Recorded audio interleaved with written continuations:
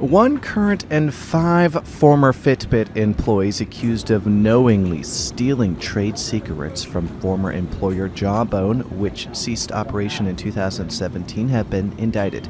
If convicted, the defendants could face up to 10 years in prison. That's according to Gizmodo. The indictment charges that the 6 defendants were aware that they were walking off with trade secrets they weren't supposed to have. Homeland Security Investigations has devoted more than 2 years to investigating these allegations of the theft of trade secrets, said HSI Special Agent in Charge Ryan L. Spradlin in the DOJ statement.